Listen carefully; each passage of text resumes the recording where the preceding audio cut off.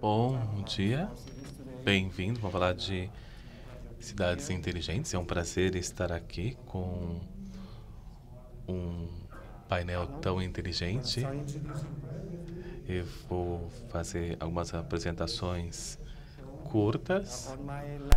Então, aqui à esquerda tenho a Maria Soledad Nunes, a ministra de Habitação do Paraguai. Bem-vinda. O Jonathan Hirsch, que é o fundador e o diretor executivo da Utopia. Depois temos Bebop Gresca, que é o cofundador e chairman da Hyperloop Transportation. Depois temos o Daniel Annenberg, que é o secretário de Inovação e Tecnologia da cidade de São Paulo, que tem muita experiência, com certeza, para compartilhar conosco quando nós falamos sobre cidades inteligentes. E, por último, temos o Cristiano Anon, que é o vice-presidente executivo e presidente da Qualcomm. Então, muito obrigado por terem vindo. Eu gostaria de começar falando uma pergunta muito simples para estruturar o nosso tópico. Onde nossas sociedades na América Latina estão indo? Para onde estão indo, né? Então, vou começar com a ministra. Então, bom dia a todos. Muito obrigada pelo convite. É um prazer estar aqui com vocês e fazer parte desse painel.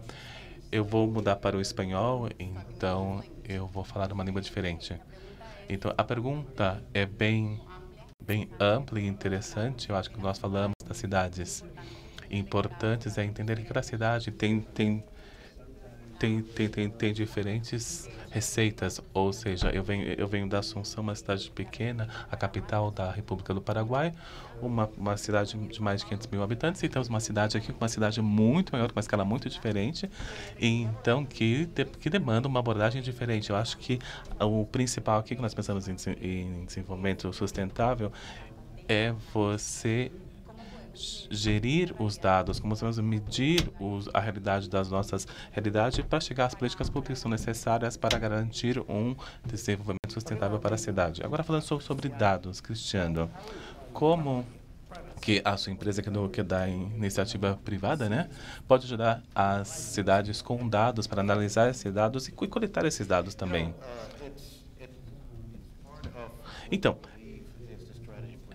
eu acho que a estratégia para o futuro, porque tudo vai estar conectado. Então, acho que uma das missões da nossa empresa agora é realmente ir do 4G para o 5G, ou seja, a geração 5G vai conectar tudo. E uma vez que tudo esteja conectado de maneira inteligente, você começa a ter muitos dados disponíveis. E com os dados você consegue aumentar a eficiência.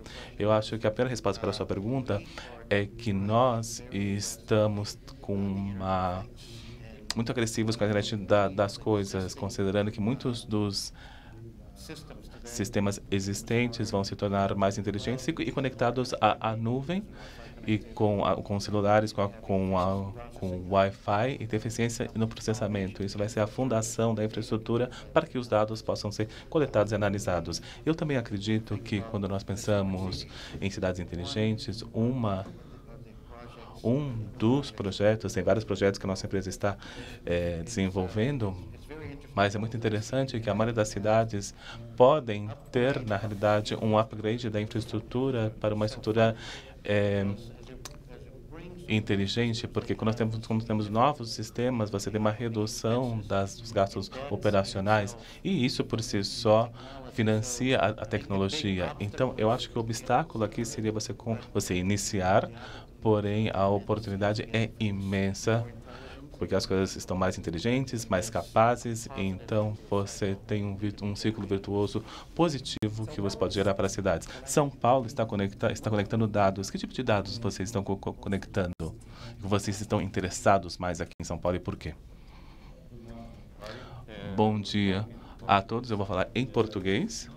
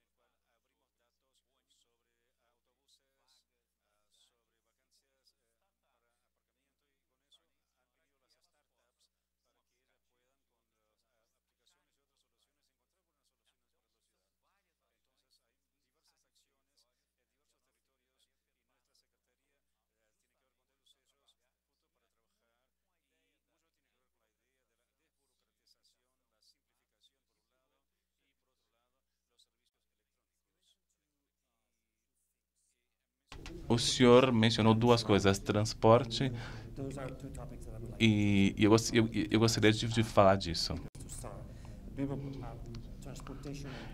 Então, tem a questão do transporte e dos dados. Como que a gente resolve isso? Isso é muito importante no nosso caso. Nós começamos um novo sistema de transporte, ou seja, não somos um carro, não somos um avião, não somos um trem. Então, nós poderíamos, na realidade, tentar capitalizar essa experiência. Então, nós descobrimos bastante disfuncionalidade. 60% da operação nós fazemos no aeroporto. Nós podemos fazer isso antes de chegar no aeroporto.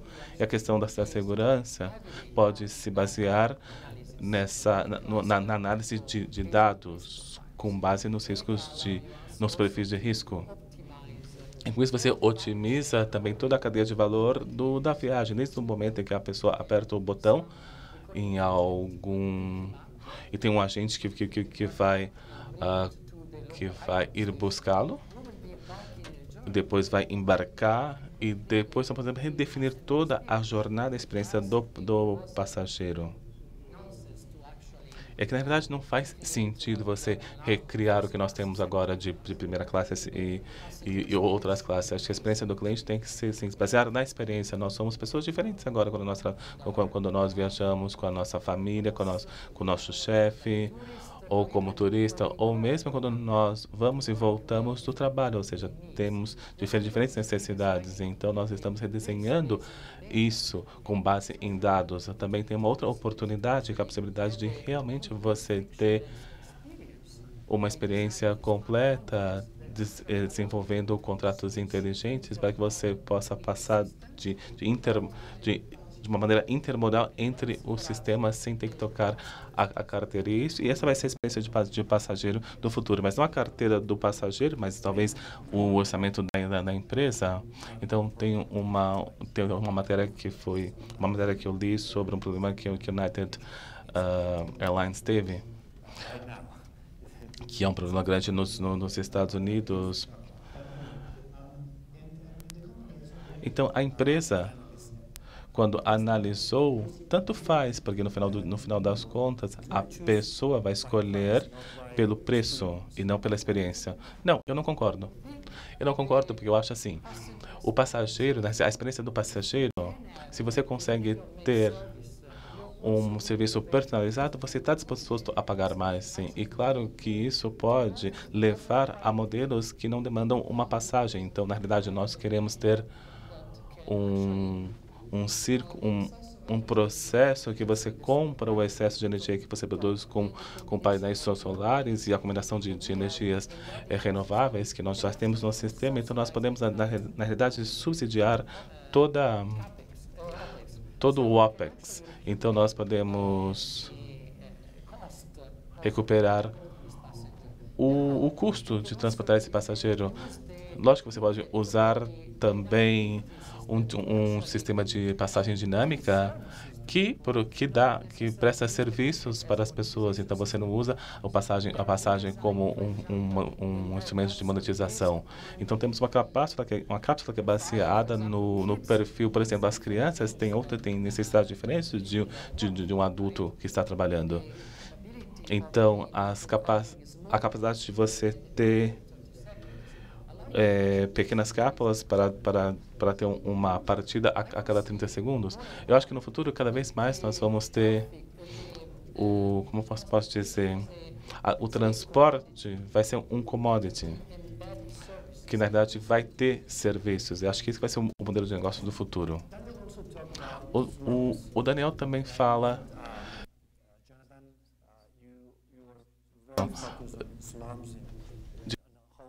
nós falamos de favelas e como transformar as favelas e como transformar essas favelas que não aparecem nos jornais às vezes. Ou seja, mas fazem parte da paisagem da sociedade na América Latina. E quais são os dados, quais são as análises e os planejamentos que nós podemos ter para ajudar a reestruturar essas áreas? Então, nós temos temos a questão do HIV, tem a questão da água limpa. Nós sabemos de onde viemos, onde estamos e para onde queremos ir. Então, nós temos um programa para acelerar o progresso nessas áreas, mas isso não acontece com as favelas. Então, nós precisamos ter dados para mostrar padrões para mudar isso. E quando eu penso nas grandes cidades, nas megalópolis, que não chamam mais o Tóquio, o Mumbai tem milhões de pessoas, tem lugares com 50 milhões de pessoas. E por que as megalópolis estão se tornando megalópolis? Que as pessoas vão das áreas rurais para as áreas urbanas. Eu acho que a tecnologia e os dados têm um papel, nesse caso, um papel importante nas cidades, mas nós temos que ter um modelo diferente para as cidades, considerando o que está acontecendo na África e na Ásia e também na América Latina. Estamos tentando criar essas microcidades, que é uma cidade dentro da cidade, ou seja, com 400 mil pessoas, digamos assim, de forma que nós possamos melhorar a situação na cidade para si, com isso, com a tecnologia, você ter essa solução para melhorar a situação nas cidades. E nós pensamos nas favelas, na realidade, as favelas é um déficit no último século, então nós temos muita informalidade que acaba levando muito a esse tipo de situação. Então, nós poderemos ter um futuro diferente para a cidade se nós pensamos que a cidade tem que ser mais sustentável, tem que ser mais, tem que ser para a escala humana. Porém, as cidades que nós temos formais são muito calcificadas, é difícil você mudar, você adaptar essas cidades. As favelas são muito fáceis de ser adaptadas. Então, eu acho que isso pode abrir o caminho para o futuro. E quando o assunto são as favelas, a maioria do governo nem sabe quanta gente mora lá. Por isso, os dados são muito importantes, não é? Eles são um ponto de partida. Sem dúvida, hoje em dia, a medição por satélites pode nos ajudar muito. Eu não sei quantas pessoas aqui conhecem uma certa teoria, mas há uma teoria de que quando nós conectamos as coisas de uma forma diferente, isso aumenta a complexidade. Então, isso pode nos mostrar informações do quanto as favelas podem crescer, de como elas vão crescer e de qual é a direção delas para o futuro. Além disso, nós podemos ter uma ideia de por que as cidades tiveram essas favelas surgindo em volta e por que elas não entraram em colapso. Nós, seres humanos, estamos sentindo que chegamos ao nosso limite do quanto nós conseguimos dar conta da complexidade da análise dos dados. É por isso que nós precisamos de uma perspectiva mais elegante, como essa perspectiva da teoria da emergência. É isso que vai influenciar nossa direção. O senhor tem algum comentário sobre os dados, Cristiano?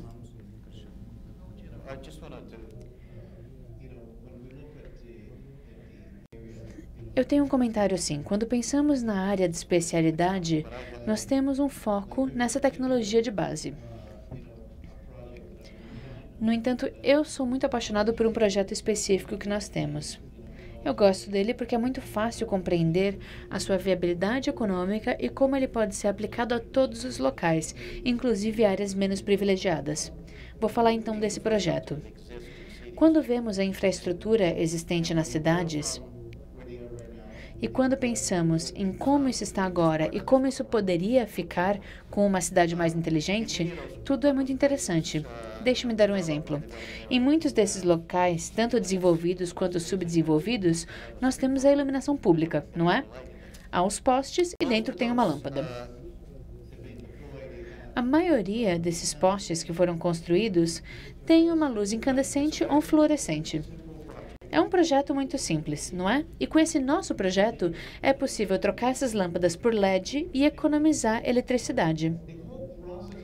No entanto, todo esse processo de substituição com colocação de LEDs cria uma oportunidade muito grande para as cidades inteligentes.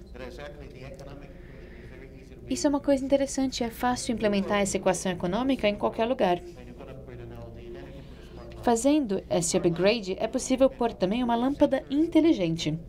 Com a lâmpada inteligente, nós temos sensores de detecção de presença.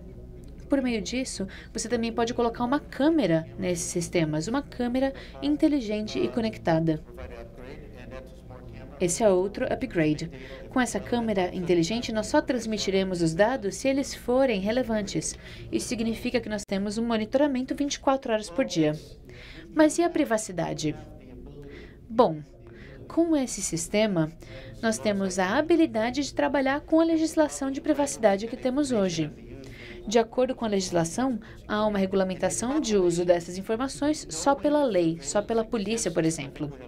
Na população, quando as pessoas sabem que esse monitoramento existe, tendo consciência de que há câmeras na rua, perto da sua casa, o nível de crime já cai e as pessoas se sentem mais seguras. Elas andam pelas ruas de noite sabendo que há um monitoramento, porque tem uma câmera ali.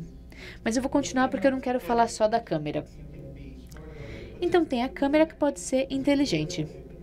No entanto, quando vamos àquele poste também, podemos colocar uma infraestrutura Wi-Fi.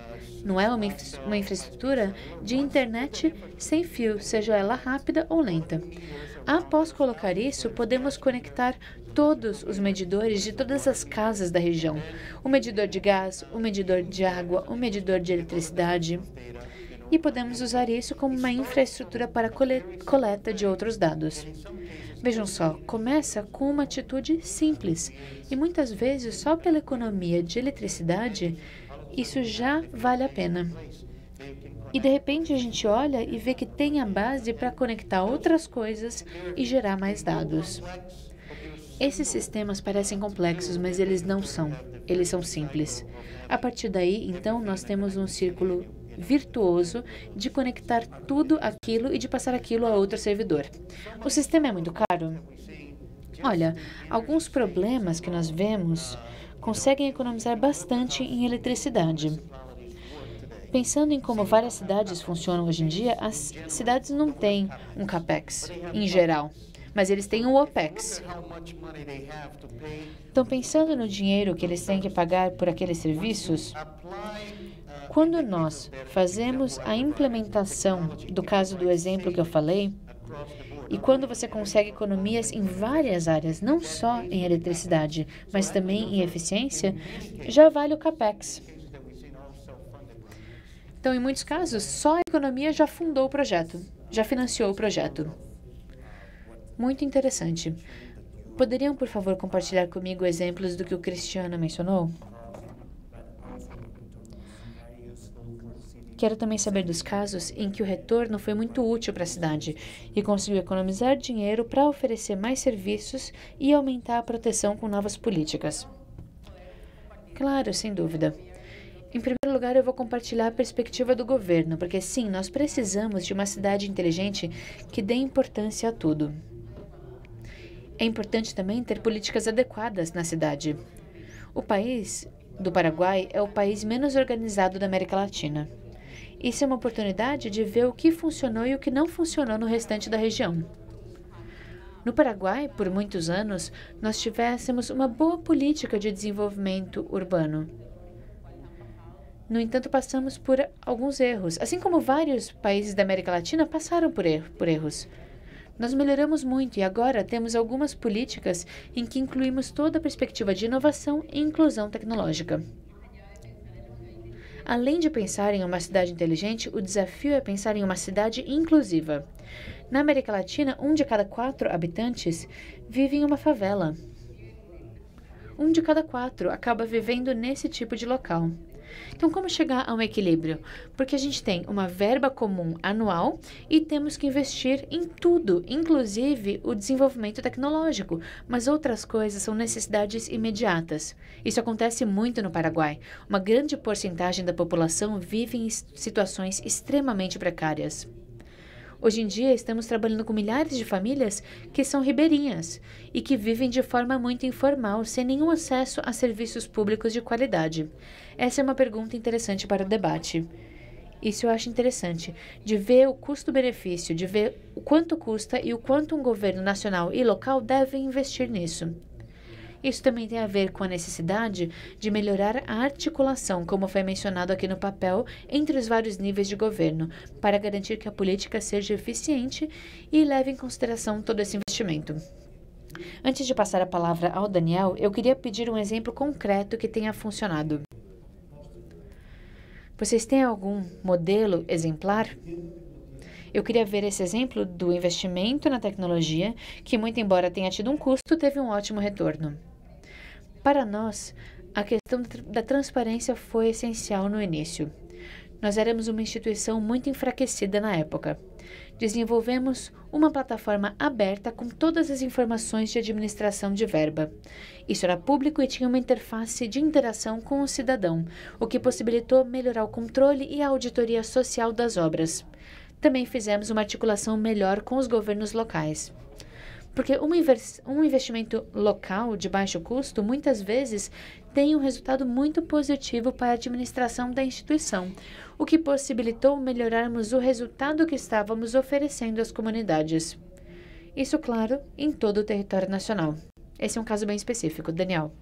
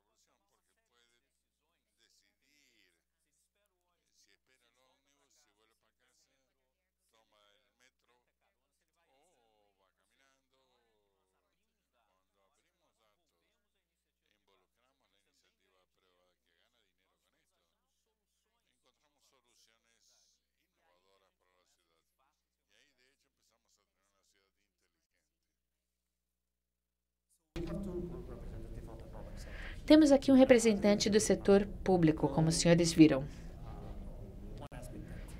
Mas eu gostaria de falar de um aspecto que o Daniel acabou de mencionar.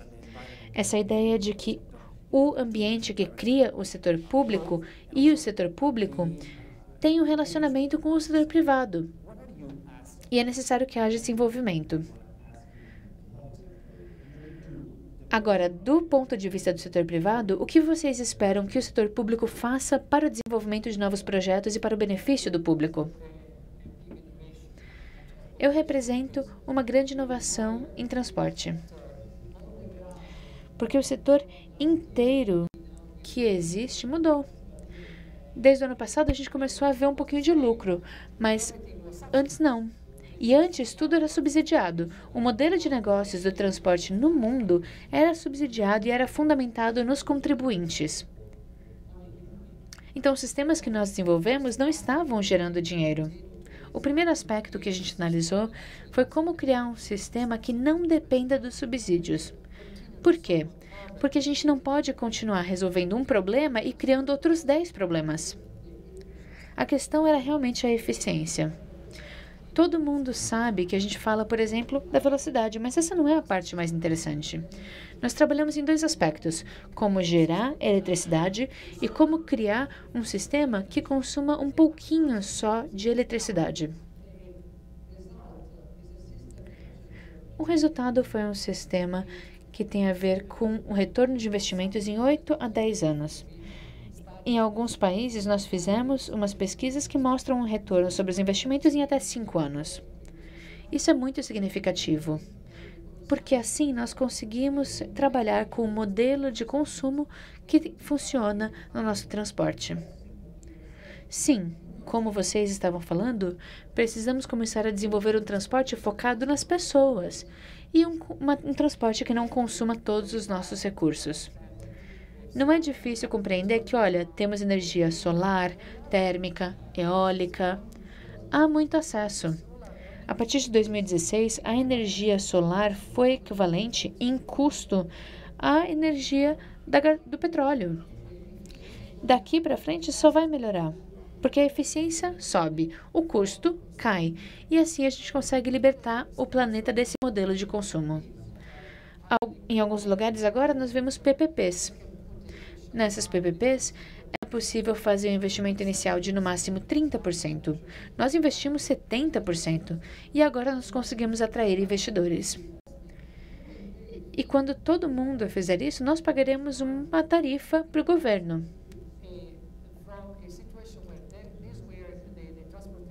Nessa situação, quando nós temos o transporte como um buraco negro do PIB, nós podemos mudar essa situação e criar o transporte como um sistema que possa prosperar e que possa ajudar um país a prosperar.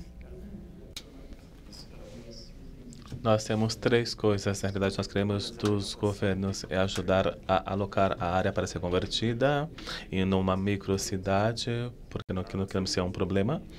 A segunda é garantir que tenha as artérias para nós conectarmos. Na realidade, a ideia seria uma solução mais descentralizada. E 3, que tenha uma área especial para que seja autônoma. Para que essa autonomia, para que nós possamos criar soluções que talvez não atendam às necessidades da legislação atual. Então, basicamente, as soluções versus tecnologias, porque a cidade precisa de vários sistemas.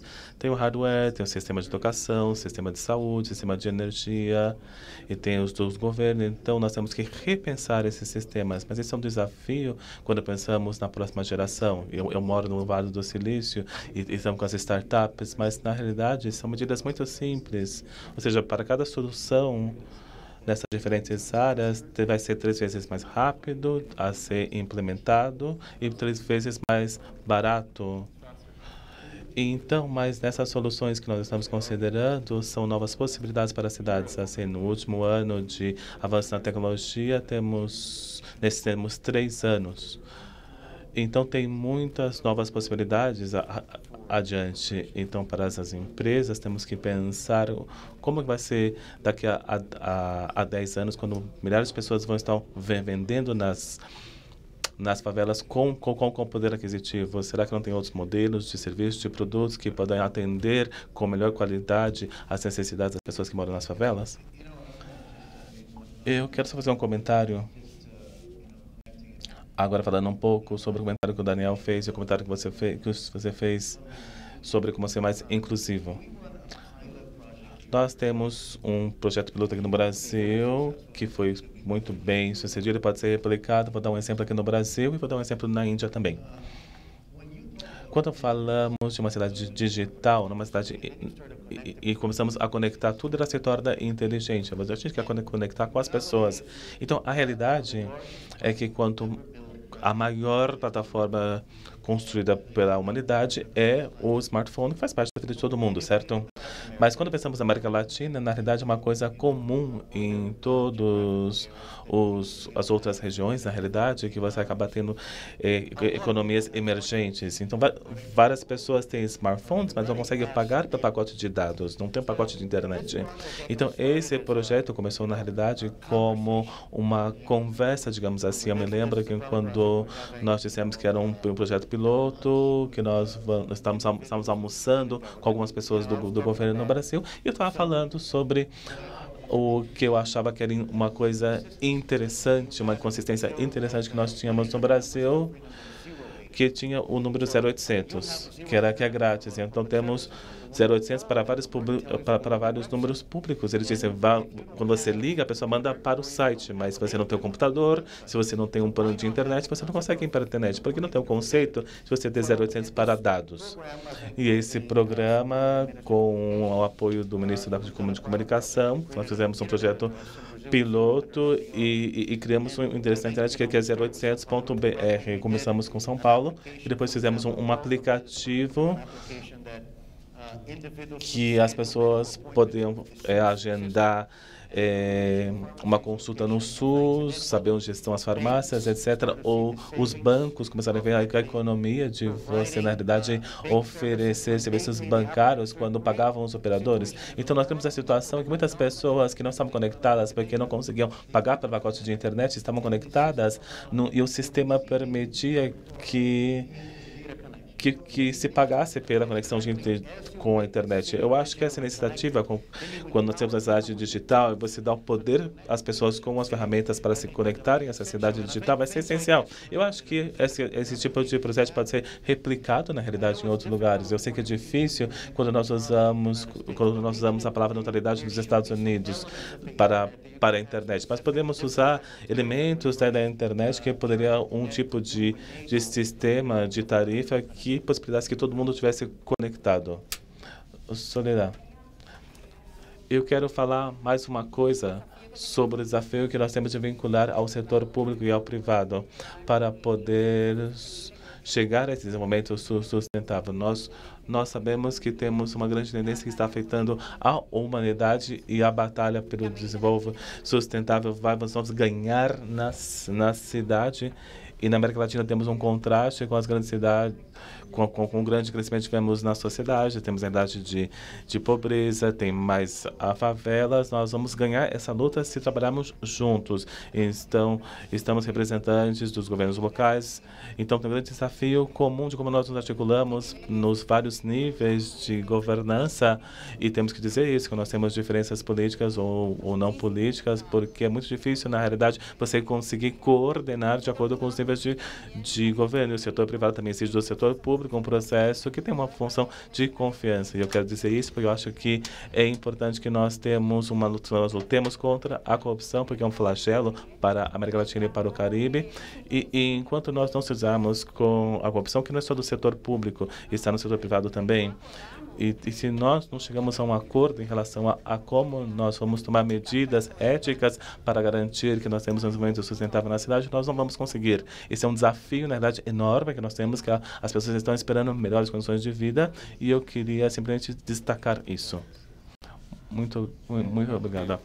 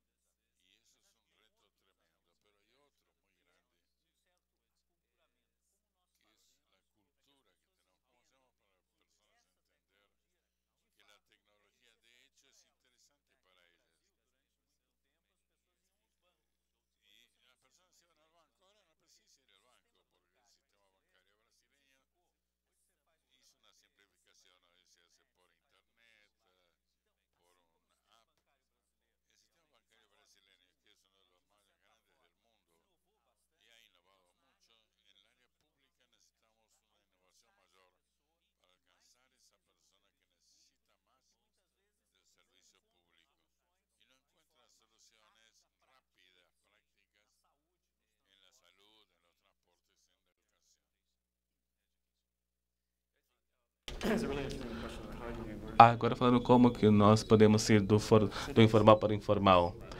Então, pensando nessas cidades da América Latina, na África e na Ásia, as favelas estão destruindo as nossas cidades, não estão destruindo, estão criando uma coisa nova. Na verdade, uma pergunta que eu tenho para vocês também, a minha preocupação é que nós vemos ainda, na realidade, cidades como máquinas e vemos também esses organismos emergentes. Quando falamos de tecnologia, eu tenho que levar a tecnologia a essas pessoas, mas como que nós pomos essa tecnologia nesse conceito de organismo emergente? Já passou o século anterior, nós tivemos muita evolução, já melhoramos muito a qualidade de vida no último século, mas esse século aqui tem a ver com pensamento lateral, como ligar os pontos.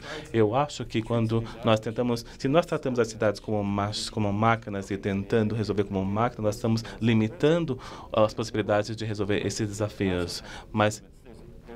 Então, eu acho que é inteligente, mas não é sábio. Então, temos que ver como que nós pensamos nisso como a cidade, não como uma máquina, mas sim como um organismo emergente. Esse seria o desafio. Então, quando nós criamos cidades inteligentes, nós estamos aumentando a mobilidade das pessoas, mas também das mercadorias. Então, isso nos leva ao desafio do meio ambiente, como que essas novas cidades vão ser sustentáveis no futuro, do ponto de vista do meio ambiente. Como que vocês podem ajudar as pessoas para preservar, conservar ou para melhorar o meio ambiente, algum espaço que a gente perdeu no meio ambiente em termos de sustentabilidade? Eu acho que a resposta a essa pergunta veio quando nós começamos a analisar como construir o sistema. Então, quando nós pensamos no que fazemos agora nas vias expressas, nos trens, então, na realidade, esse sistema está falido, porque nós vamos a um produtor e eu digo, tudo bem, você me dá a sua terra e eu vou dar dinheiro, se você tiver sorte, e em troca você me dá tudo. Mas o que o produtor vai fazer? Ele vai ir contra, porque na realidade é a terra dele, ele está cultivando. E é um modelo falido. Então, quando nós consideramos a possibilidade de realmente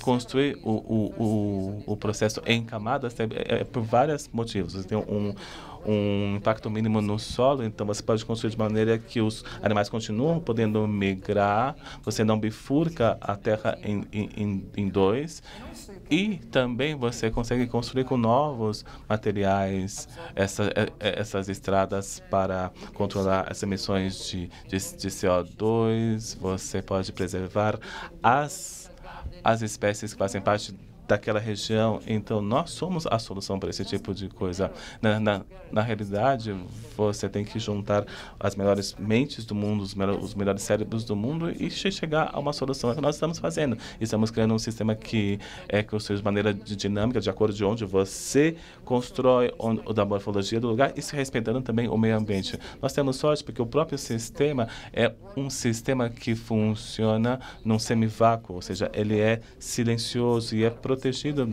nesse ambiente, então não tem emissões. E, além disso, você consegue construir vários dos recursos que nós necessitamos. Quando nós temos um pipeline num painel solar, você já tem o sistema de lidar com a questão ambiental.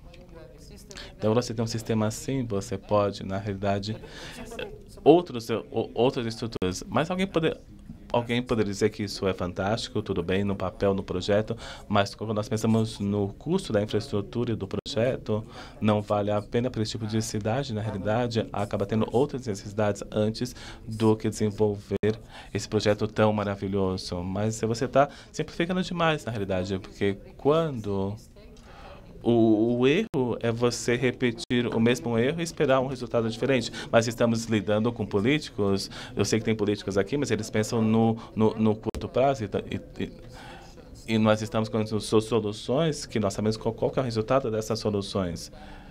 Então, na realidade, você vai recuperar o seu investimento. Então, quando você tem uma solução que, na realidade, pode liberar do subsídio e resolver o problema do trânsito, porque é seguro, é rápido, é eficiente Então, e você tem uma conexão entre cidades que são muito distantes. Então, nós redefinimos o conceito da cidade, porque agora, uma cidade que tem uma distância enorme entre uma e outra, agora você demora só meia hora, uma hora, são milhares de quilômetros de distância, sobretudo em países que são que nós digamos do terceiro mundo ou subdesenvolvidos. Essa é a maior oportunidade que nós temos, porque nós podemos pular algumas etapas para chegar a um sistema que é melhor e é sustentável. Então, na realidade, para defender os políticos, os políticos estão pensando só no curto prazo. Soledad, sempre é um contraste. Eu acho que no Paraguai nós evoluímos bastante na qualidade da política pública. Isso sempre com a implementação dos projetos que têm uma missão de longo prazo. O desafio para o setor público é fazer um planejamento melhor. Porque o planejamento é complicado. Não é? No planejamento a gente consegue ver quais são os investimentos mais adequados para o momento, para que haja um equilíbrio de peso das necessidades no curto, médio e longo prazo. Nós mencionamos vários assuntos. Por exemplo, um é o solo. Para o solo, a cidade tem que ter um bom planejamento, porque há recursos finitos. No projeto de habitação, por exemplo, que tem bastante a ver com o meu ministério, esses projetos de habitação têm que ser articulados com as políticas de transporte, senão os custos ficam muito mais altos no longo prazo. Só que no curto prazo, de imediato, o político tradicional tem que fazer uma inauguração de um certo número de habitações. E isso tem que ser aliado à necessidade da visão de longo prazo, com a articulação das políticas de moradia com as políticas de geração de emprego e transporte público, para não gerar um custo excessivo no futuro. Sim, sem dúvida. Mas, na realidade, a maioria dos problemas que nós temos hoje em dia, com o superfaturamento da infraestrutura, que acaba custando 3 vezes mais do que devia, acaba trazendo a realidade de que há uma disfunção. E acontece isso por causa do que eu expliquei. Quando nós trabalhamos em um sistema que otimiza e que é bom para o uso da terra, as coisas funcionam melhor. Nós estamos vendo também que o preço da terra só aumenta. Nesse caso, todo mundo está do mesmo lado. Essa é uma das primeiras vezes em que nós estamos construindo infraestrutura dessa forma. Eu acho que isso inspira e dita uma forma completamente nova de lidar com esse setor. É por isso que quando a gente fala de contratar ou de construir uma infraestrutura, nós também falamos de transformar vários outros setores associados. Daniel, depois teremos mais perguntas.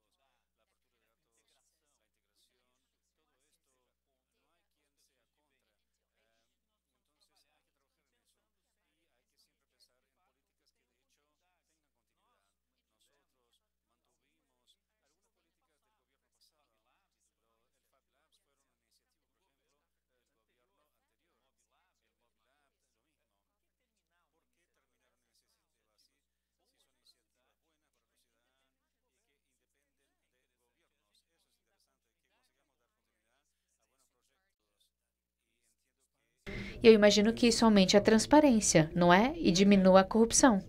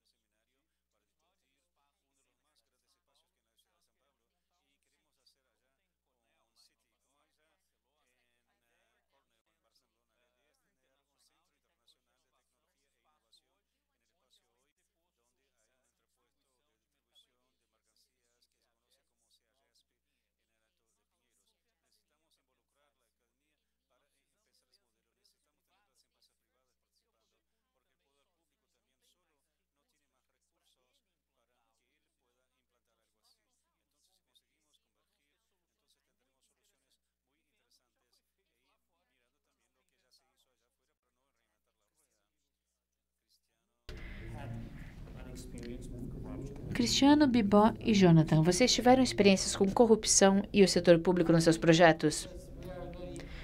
Por sorte, não. Nós somos uma empresa bem nova.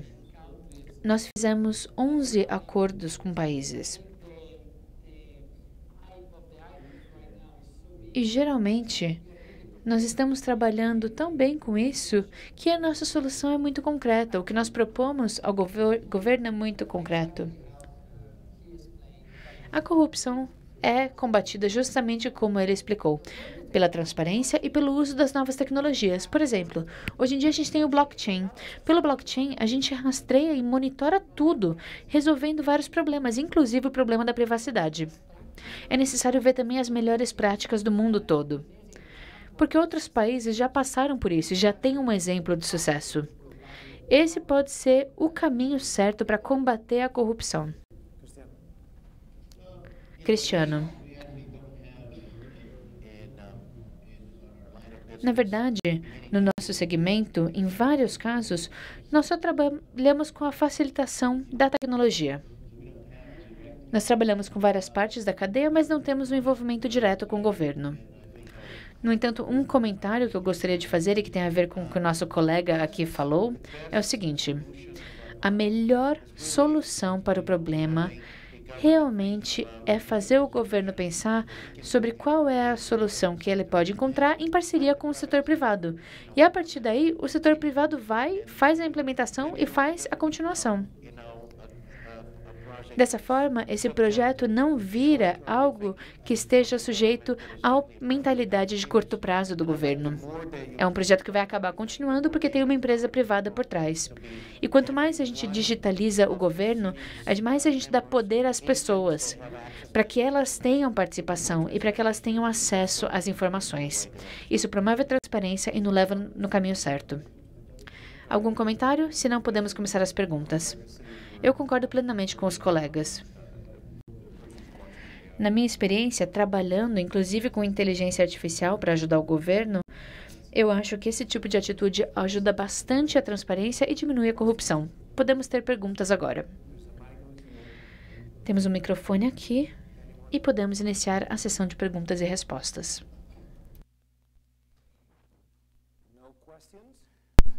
Se não temos nenhuma pergunta, é porque toda a explicação foi muito clara. Temos uma pergunta ali. Bom dia, meu nome é Pérez, da Visa da América Latina. Eu quero saber sobre transporte. Como os senhores imaginam o sistema de pagamento de ciclo aberto no sistema de transporte?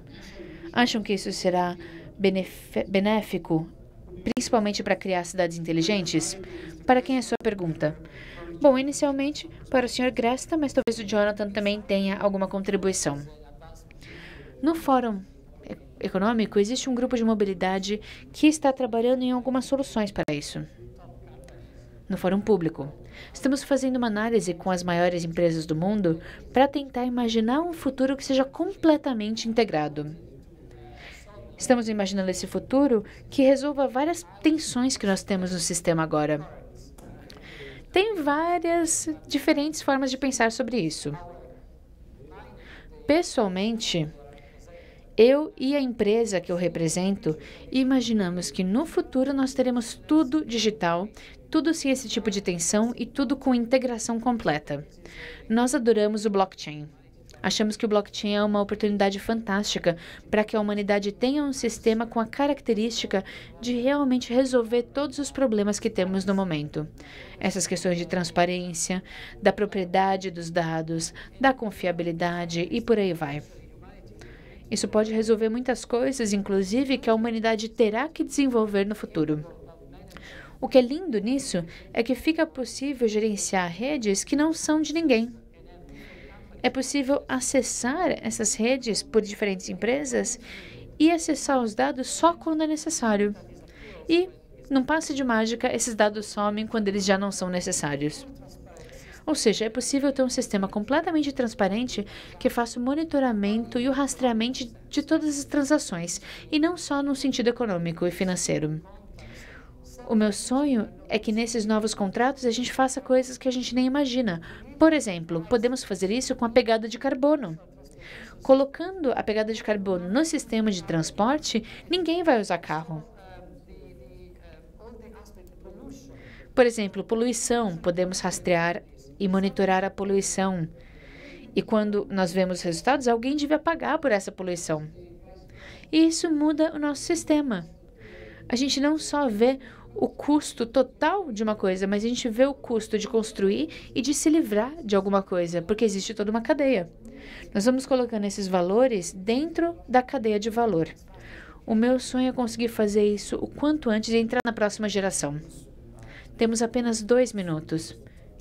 E 2 pessoas querem falar, o Jonathan, o Daniel, e aí nós encerramos. Sim, eu acho que o blockchain é muito interessante. E é uma tecnologia simples, no fim das contas. O interessante do blockchain é o seguinte, ele tem a ver com a humanidade, com o que nós somos como seres humanos. E nós temos que entender por quê. Por que isso tem a ver com a nossa natureza humana? Quais são as possibilidades do blockchain para o futuro? É fascinante pensar nisso.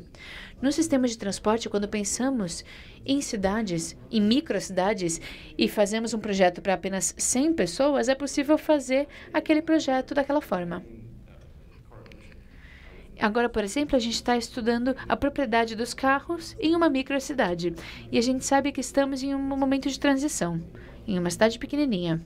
E estamos fazendo estacionamento do lado de fora. Nessa cidade pequenininha, é proibido andar de carro. Estamos também fazendo análise de transporte, do serviço de transporte, vendo quantas pessoas se locomovem, como elas usam o transporte, onde elas moram e por aí vai. A ideia é usar essas informações para diminuir a tensão que nós temos na vida, tendo, por exemplo, um modelo de assinatura mensal para o uso do transporte. Dessa forma, a gente consegue também diminuir a pegada de carbono dos veículos. Tem muita gente que rejeita essa ideia, mas nós vamos trabalhando com isso. Eu peço desculpas, temos que interromper para ouvir o Daniel. Meio minuto.